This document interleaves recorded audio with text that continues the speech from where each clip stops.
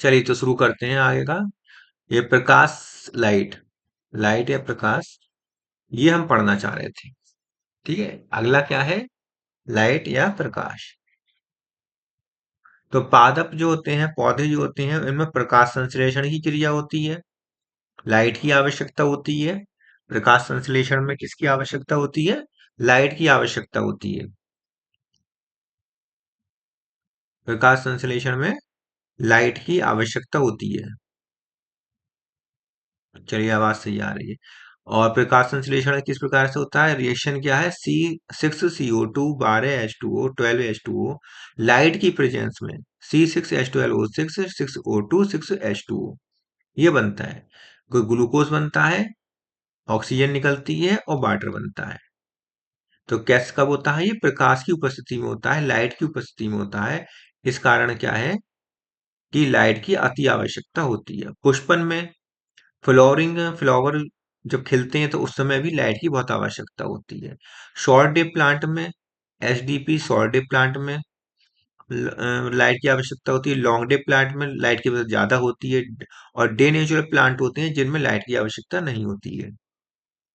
Light तो आवश्यकता होती है। नेचुरल मतलब ये नहीं है कि दिन दिन ही हो या रात ही हो तभी खुले, कभी कभी भी खिल सकते हैं। बुद्धि वृद्धि, वृद्धि के लिए प्रकाश एक महत्वपूर्ण कारक है वृद्धि के लिए भी, जो पौधों की वृद्धि और किसी स्थान की वनस्पति के विकास का निर्धारण करता है। क्या करता है? वनस्पति के विकास का निर्धारण करता है। पृथ्वी पर लगभग संपूर्ण ऊर्जा सूर्य के प्रकाश से प्राप्त होती है। किससे? सूर्य के प्रकाश से। सूर्य के प्रकाश से प्राप्त होती है। ये पौधों की विभिन्न प्रकार्यात्मक क्रियाओं जैसे कि प्रकाश संश्लेषण, बाष्पोत्सर्जन, बाष्प का उत्सर्जन होता है पत्तियों द्वारा, बाष्पोत्सर्जन, बीज अंकुरण, बीज का अंकुरण भी प्रकाश की उपस्थिति से होता है, पुष्पन आदि को विभिन्न प्रकार से प्रभावित करता है। ठीक है, इन सबको ये प्रभावित करता है। अधिकांश पौधे प्रकाश की समयावधि, समयावधि या दीप्ति काल, जिसे हम दीप्ति काल भी कहते हैं, समयावधि या इंग्लिश में कहते हैं फोटो पीरियड, से प्रभावित होते हैं। इन सब चीजों से ये प्रभावित होते हैं। दीप्ति काल के प्रत्यक्ष प्रभाव पुष्पन क्रिया पर पड़ता है। दीप्ति काल का हमें प्रत्यक्ष रूप से अगर हम देखें प्रभाव कहाँ पर पड़ेगा, दीप्ति काल का या फोटो पीरियड का या समयावधि का प्रभाव कहाँ पर पड़ेगा? कि लाइट कितने समय तक आ रही है, कितने समय तक जा रही है, इसका प्रत्यक्ष प्रभाव हमें पुष्पन में देखने का, फूलों के खिलने में देखने को मिलता है। दीप्ति कालिता के आधार पर पौधों को निम्न तीन भागों श्रेणियों में बांटा गया है। तीन श्रेणियां हैं जिनसे दीप्ति काल के प्रभाव पे बांटा गया है: एचडीपी, एलडीपी और डे न्यूट्रल प्लांट। अल्प दीप्ति कालीन पौधे जो बहुत कम समय के लिए धूप की आवश्यकता होती है, शॉर्ट डे प्लांट कहते हैं इन्हें, शॉर्ट डे प्लांट, एसडीपी। दीर्घ दीप्तिकालीन पौधे एलडीपी, एलडीपी ना लॉन्ग डे प्लांट, इन्हें लॉन्ग डे प्लांट कहते हैं। और दिवस निरपेक्ष पौधे, जो दिवस मतलब दिन के, जरूरी नहीं कि दिन हो रात हो, क्या कभी फूल खिल सकते हैं, इसमें DNP, day neutral plant, day neutral plant. ठीक है, तो जो एचडीपी होते हैं पुष्पन के लिए कम प्रकाश की आवश्यकता होती है, इसलिए इन्हें शॉर्ट डे प्लांट कहते हैं। पुष्पन के लिए अधिक प्रकाश की आवश्यकता होती है, तो ऐसे पौधों को हम एलडीपी कहते हैं, दीर्घ दीप्तिकालीन पौधे कहते हैं। पुष्पन के लिए प्रकाश की आवश्यकता होती ही नहीं है, प्रकाश पर कोई निर्भरता नहीं होती है, तब हम इसे दिवस निरपेक्ष पौधे या डे नेचुरल प्लांट कहते हैं। इनके क्या क्या उदाहरण है? तो एग्जाम्पल देख लीजिए इनके। एग्जाम्पल है एचडीपी, एचडीपी का एग्जाम्पल लेमना, धतूरा, कॉस्मोस, जेंथियम, ये इसके एग्जाम्पल हैं। लॉन्ग डे प्लांट के मूली, राई, ज्वार, अबीना, एबीना, ये सब इसके लॉन्ग डे प्लांट के उदाहरण हैं। डीप डीएनपी, तंबाकू, टमाटर, आलू, कपास, ये सब क्या होते हैं? डीएनपी, डे न्यूट्रल प्लांट है ये। प्रकाश के आधार पर प्रकाश के आधार पर पौधों को दो श्रेणियों में बांटा गया है। अगर प्रकाश के आधार पर देखें तो दो श्रेणी में हो गए। एक तो हो गया प्रकाश प्रिय पादप जो फोटो फिलस प्लांट है या हेलियोफाइट है। हेलियोफाइट हेलियोफाइट्स मतलब जो प्रकाश की उपस्थिति की आवश्यकता होती है। फोलियो फिलस मतलब जिन्हें प्रकाश के बिना जिनका काम नहीं चल पाता, प्रकाश की आवश्यकता बहुत अधिक है। ऐसे पौधों की सामान्य वृद्धि सूर्य के प्रकाश में भी संभव हो पाती है। अगर सामान्य वृद्धि चाहते हैं किसी पौधे की तो उसकी सूर्य की प्रकाश में ही संभव होती है। तब इन्हें हमें प्रकाश प्रिय पादप कहते हैं। इन्हें सूर्यतापी कहते हैं। सूर्यतापी हिंदी में क्या कहते हैं? हेलियोफाइट को हिंदी में कहते हैं सूर्यतापी। सूर्यतापी सूर्यतापी पौधे कहते हैं, जैसे कि सूरजमुखी और सभी वृक्ष और सूरजमुखी होते हैं, ऐसे होते हैं। छाया प्रिय पादप होते हैं। इसको सियोफाइट कहते हैं, स्कायोफाइट कहते हैं, स्कायोफिलस भी कहते हैं। ऐसे पौधे जो छाया में उगते हैं, छाया में होते हैं, छाया तापी कहलाते हैं, जैसे पाइनस, जामुन का पेड़, ये होते हैं। जंतु में प्रकाश की उपयोगिता के जंतु में अगर देखें प्रकाश की उपयोगिता तो विटामिन डी के संश्लेषण में आवश्यक होती है धूप। भोजन की तलाश में, भोजन की तलाश भी दिन में समय ही कर पाते हैं। ऑलिव बबून, जो भोजन की तलाश में, ऑलिव बबून क्या है? ये बंदर है एक प्रकार का। भोजन की तलाश रात में नहीं करता, केवल दिन में ही करता है। जनन जनन की प्रक्रिया भी प्रकाश की उपस्थिति में ही होती है। और प्रवासन, प्रकाश के अनुसार जीव, अच्छा प्रवासन मतलब रहना सहना, एक स्थान से दूसरे स्थान जाना। प्रवासन मतलब एक स्थान से दूसरे स्थान पर जाना, माइग्रेशन जिसे कहते हैं, प्रवासन कहते हैं। ये दिन के समय ही होती है, रात में कोई इधर से उधर नहीं जाता, माइग्रेशन नहीं करता। प्रकाश के अनुसार जीव जो होते हैं वो निशाचर होते हैं, रात्रि में चलने और दिनचर होते हैं जो दिन में निकलते हैं बाहर। और कुछ कुछ रात्रि में निकलते हैं, दिन में सोते रहते हैं, रात्रि में निकलते हैं बाहर, वो निशाचर कहलाते हैं। ये प्रकाश के अनुसार दो भागों में बांटा गया है एनिमल्स को। तापीय सहिष्णुता के आधार पर जंतु तीन प्रकार के होते हैं। तापीय सहिष्णुता प्रकार, ये कितने प्रकार के होते हैं? दो प्रकार के, ना तीन प्रकार के ही है भाई। तीन चार पांच, पांच प्रकार के होते हैं। तापीय सहिष्णुता मतलब सहने की क्षमता। ताप को सहने की क्षमता के आधार पर अगर हम देखें तो जंतु कितने प्रकार के होते हैं? ताप को सहने के आधार पर देखें तो सहिष्णुता के आधार पर छह प्रकार के होते हैं। यूराइथर्मल ऑर्गेनिज्म कौन से होते हैं? इस प्रकार के जीव जीव ताप के उतार चढ़ाव के परिसर को विस्तृत परिसर रेंज को सहने वाले होते हैं। अधिक, बहुत कम में और बहुत ज्यादा तक ये सह सकते हैं, जैसे कि मनुष्य है, टोड है और साइक्लोप्स होते हैं। ये उदाहरण है कि ये ऐसे जीव होते हैं, टोड साइक्लोप्स ऐसे जीव होते हैं और मनुष्य, जो तापमान के अत्यधिक उतार चढ़ाव को सह सकते हैं। अगर थोड़ा ज्यादा नीचे चला जाएगा तब भी सह लेंगे, और ज्यादा ऊपर चला जाएगा तब भी सह लेंगे।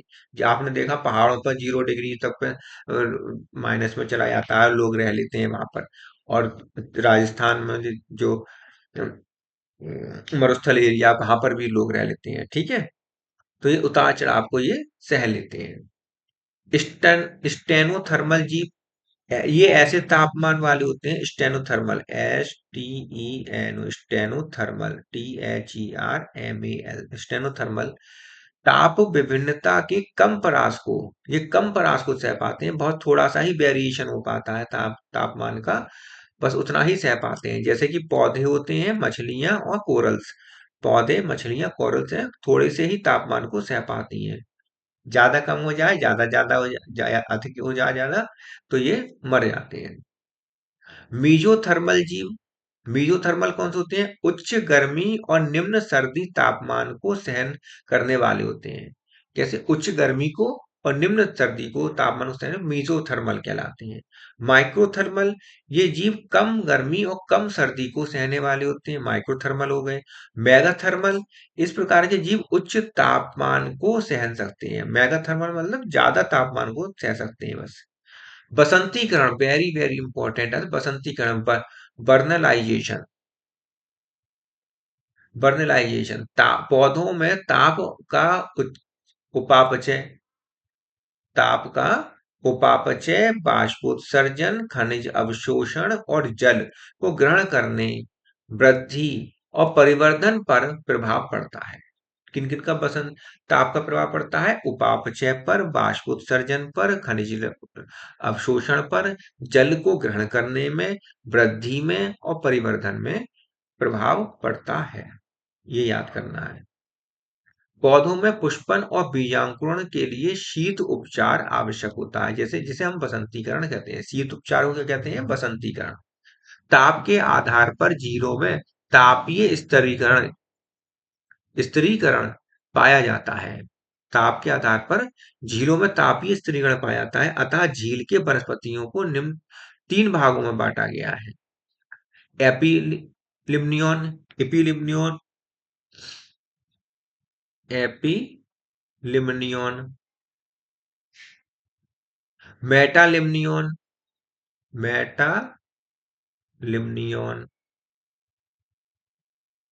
हाइपोलिम्नियन, हाइपो मतलब नीचे, हाइपोलिम्नियन।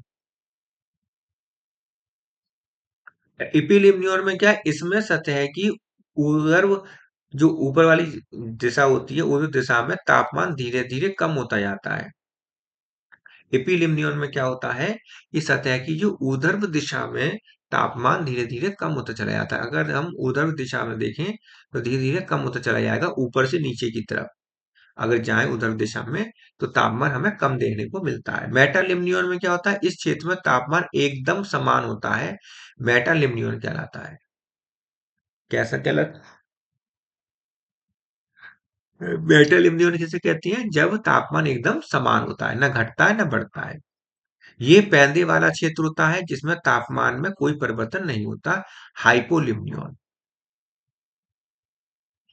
तापमान बहुत कम रहता है और इसमें कोई परिवर्तन भी नहीं होता है। जैसे कि अगर हम इसे तालाब बना दें तो हाइपोलिम्नियन तो नीचे वाला हो गया, क्या होगा? हाइपोलिम्नियन। इसमें टेम्परेचर कम रहेगा और इसका चेंज नहीं होगा।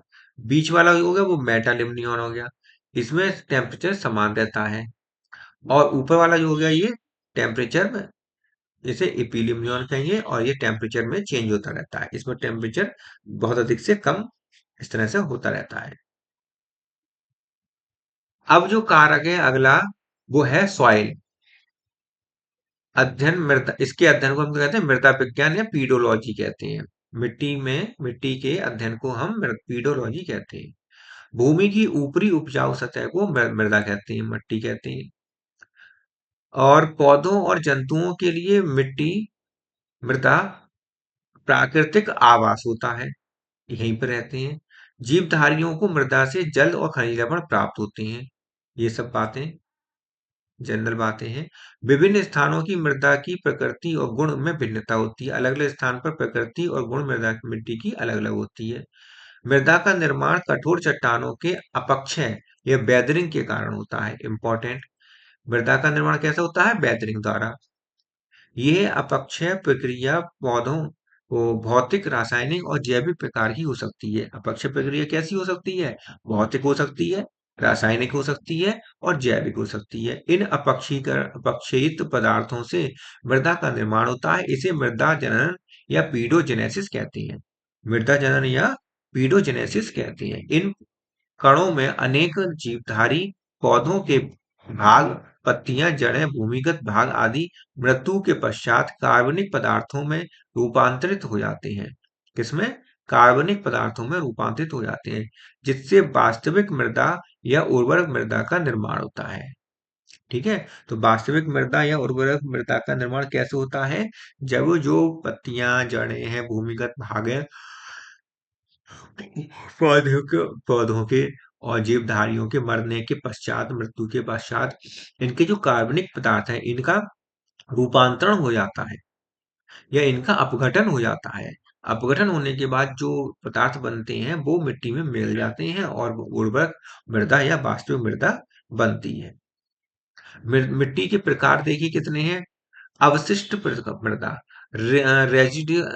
रेजिडुअल सॉइल, जिन चट्टानों के अपक्षय से मृदा कण बनते हैं, यदि वह मृदा उसी स्थान पर रहती है तो उसे अवशिष्ट मृदा कहते हैं।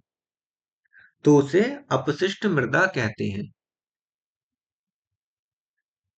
जिन चट्टानों के अपक्षय से मृदा कण बनते हैं, जिन चट्टानों से मृदा कण बनते हैं, वह मृदा उसी स्थान पर रहती है, तब तो उसे अवशिष्ट मृदा कहते हैं, रेसिडुअल सॉइल कहते हैं। जहां पर बन रही है वहीं पर रहेगी, वो जाएगी नहीं वहां से कहीं। ठीक है। आगे आता है बाहित मृदा, ट्रांसपोर्टेड मृदा, जो ट्रांसपोर्ट होती है एक स्थान से दूसरे स्थान पर जाती है, जहां बनती है वहां से फिर दूसरे स्थान पर चली जाती है। निर्माण स्थल से जब मृदा किन्हीं कारणों द्वारा अन्य स्थानों पर पहुंचती तो इसे बाहित मृदा कहते हैं। जैसे हवा द्वारा लाई गई मृदा जो होती है वो इलो इओलियन सॉइल कहते हैं, इओलियन सॉइल कहलाती है। गुरुत्व गुरुत्व द्वारा लाई गई मृदा कॉल्यूबियल ये कॉल्यूबियल सॉइल कहलाती है। जल द्वारा बहाकर लाई गई मृदा एलुवियल सॉइल कहलाती है। और ग्लेशियरों द्वारा पिघलने पर बनी लाई गई मृदा जो होती है वो ग्लेशियल मृदा कहलाती है। क्या कहलाती है? ग्लेशियल मृदा कहलाती है। अब हम जमीन के अंदर का भाग देख लेते हैं। जमीन में कितनी मृदा में कितने भाग होते हैं। अगर हम जमीन के अंदर देखें तो मृदा कितनी प्रकार की होती है, कितना कौन कौन से भाग होते हैं मिट्टी के अंदर की, जमीन के अंदर की। सबसे ऊपरी भाग जो होता है मिट्टी का, जो हम देखते हैं जहाँ पौधे पौधे खिलते हैं, वो हमें देखें उसे ओ लेवल कहते हैं। ऑर्गेनिक लेयर, कार्बनिक स्तर होता है, ऑर्गेनिक लेयर होता है, इसलिए उसे ओ लेवल कहते हैं। कौन सा लेवल कहते हैं? ओ लेवल कहते हैं, कार्बनिक स्तर कहते हैं, ऑर्गेनिक लेयर कहते हैं। इसके बाद जहाँ आगे जड़ें होती हैं, थोड़ा नीचे वाला डेप्थ में जाएंगे, उथला भाग जो होगा मिट्टी का, थोड़ा सा उथला भाग, वो ह्यूमस बनाता है। क्या बनाता है? ह्यूमस बनाता है।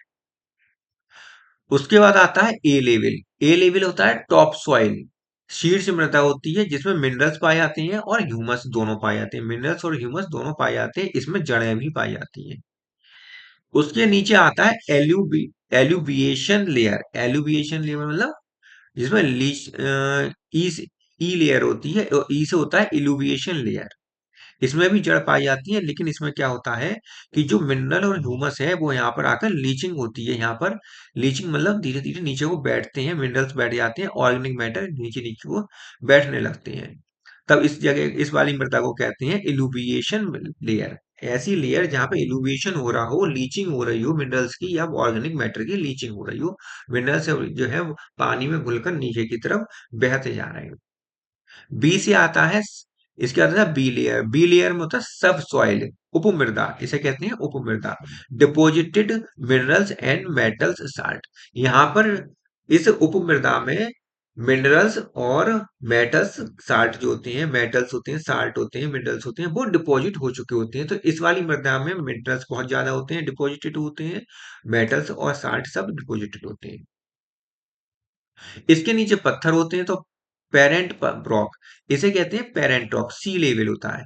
इसमें पार्शली वेदर्ड रॉक होते हैं। पार्शली वेदर्ड मतलब टुकड़े टुकड़े, छोटे छोटे टुकड़े, बड़े बड़े टुकड़े, ऐसे टुकड़े होते हैं पत्थर के। तो पेरेंट रॉक कहलाती है। पार्शली, पार्शली मतलब आंशिक रूप से वेदर्ड रॉक होते हैं। इसके नीचे आता है आर लेवल। आर लेवल में क्या? Back rock, bed rock. Bed मतलब बिस्तर रॉक का पूरा, बड़े बड़े पत्थर होते हैं इसमें। Unweathered parent rock. Parent rock कैसे? अनवेदर्ड, जिनका टुकड़े नहीं किए गए हैं, अभी साबुत हैं, वो अनवेदर्ड पेरेंट रॉक होते हैं। ये आर लेवल पर होते हैं। जिनके टुकड़े हो चुके हैं, जिनकी वेदरिंग हो चुकी है, वो सी लेवल पर रॉक आते हैं। उससे ऊपर जो होते हैं वो मिट्टी जो होती है उसमें यहाँ पर मिनरल्स डिपॉजिट हो चुके होते हैं, मेटल्स डिपॉजिट हो चुके होते हैं। इसे सब सॉइल कहते हैं, उपमृदा कहते हैं। बी लेवल में आते हैं। इसके ऊपर ई लेवल आता है, इल्यूमिनेशन लेयर होती है, जहां पर मिनरल्स का और ऑर्गेनिक मैटर का मतलब लीचिंग हो रही होती है इस जगह पर, तो इसे कहते हैं इल्यूमिनेशन लेयर। ई लेवल कहते हैं। ए लेवल में टॉप सॉइल होती है जहां मिनरल और ह्यूमस होता है, और उससे ऊपर वाले को ह्यूमस वाला लेयर पोर्शन होता है जिसे ओ लेवल कहते हैं, ऑर्गेनिक लेयर कहते हैं। यहाँ तक के समझ में आ गया। अब आगे देखते हैं ओ स्तर क्या होता है। सबसे ऊपरी स्तर होता है। सूखी पत्तियां होंगी, जीव मरे हुए जीव होंगे, सूखी टहनियां, मृत कार्बनिक अपशिष्ट होंगे, काले और भूरे रंग की मिट्टी होती है। काले और भूरे रंग की मिट्टी होती है। ए स्तर जो होता है वो बालू या रेता होता है, ह्यूमस होता है यहाँ पर और जड़ें पाई जाती हैं।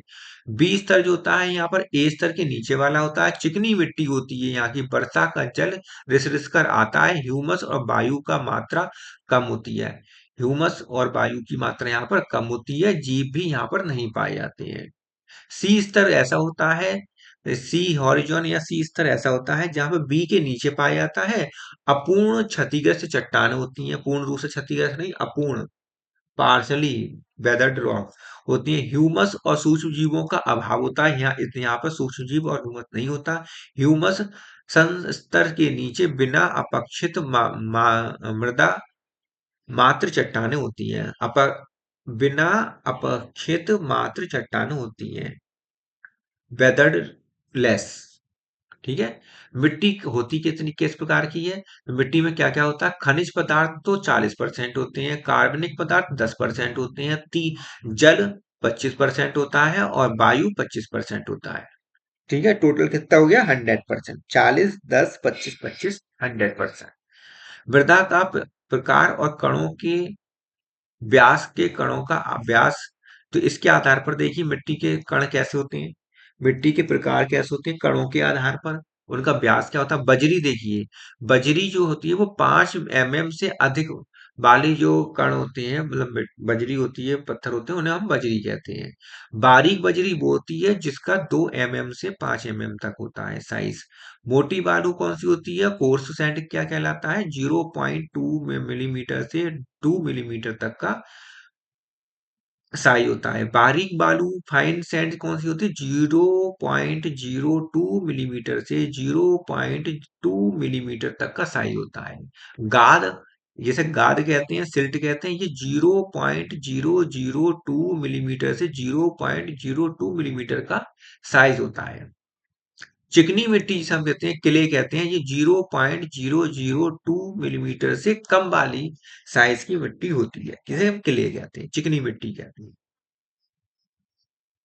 वनस्पति की वृद्धि के लिए सबसे उपयुक्त, सब वनस्पति की मतलब पेड़ पौधों की वनस्पति की उपयुक्त वृद्धि के लिए सबसे उपयुक्त मृदा जो होती है वो दोमट मिट्टी होती है, लोमी सॉल्ट होती है। लोमी सॉल्ट किसे कहते हैं? अब लोमी सॉल्ट जो होती है उसमें 50% तो बालू होती है, 50% चिकनी मिट्टी होती है।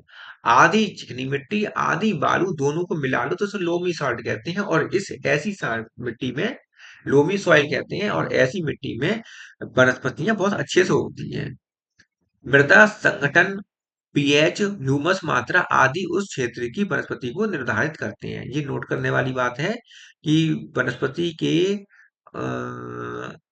वनस्पति के निर्धारण, क्षेत्र में किसी भी क्षेत्र में वनस्पति का निर्धारण कौन करता है? मृदा संघनन, मृदा का संघनन, पीएच वैल्यू और ह्यूमस कितनी है, ह्यूमस मात्रा, ये निर्धारित करती।